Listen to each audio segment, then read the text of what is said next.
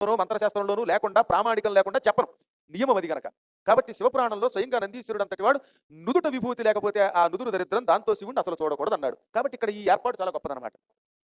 దిగ్గ్రామమ శివాలయం, శివాలయము లేని ఊళ్ళోకి వెళ్ళకూడదు. పొరపాటున కూడా శివుడు లేని ఊళ్ళోకి వెళ్ళి అక్కడ అన్నం తింటే 1000 జన్మలు మలభక్షక పురుగులై పుడతారని చెప్పారు. ఇంకెంతకు మించి నేను చెప్పకూడదు, అనవసరం దాని గురించి.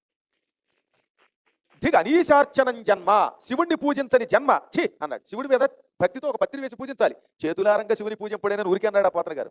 చేతులారా ఆయన అలా భక్తితో పూజించాలి. అలా పూజించకపోతే ఆ జన్మ దండగా. దిగ్విద్యాం అశివాశ్రయాం, శివుడు అనే మాట లేని విద్య అది విద్య కాదు. అందుకే అక్షరాభ్యాసం చేసినప్పుడు ఓం నమ శివాయ సిద్ధన్ నమః అనిపించేవారు.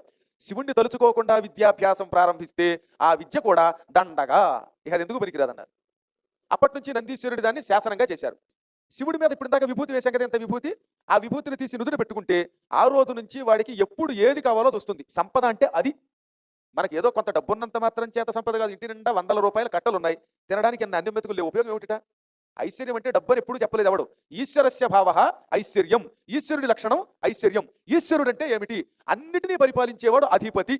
ఆయన దగ్గర డబ్బు ఉన్నది, ఆయన దగ్గర ఉన్న తిండి ఉన్నది, జలం ఉన్నది, సమస్త భూతాలు ఉన్నాయి. కాబట్టి ఎవరికి ఎప్పుడు ఏదో అవసరమైతే అది పంపుతాడు.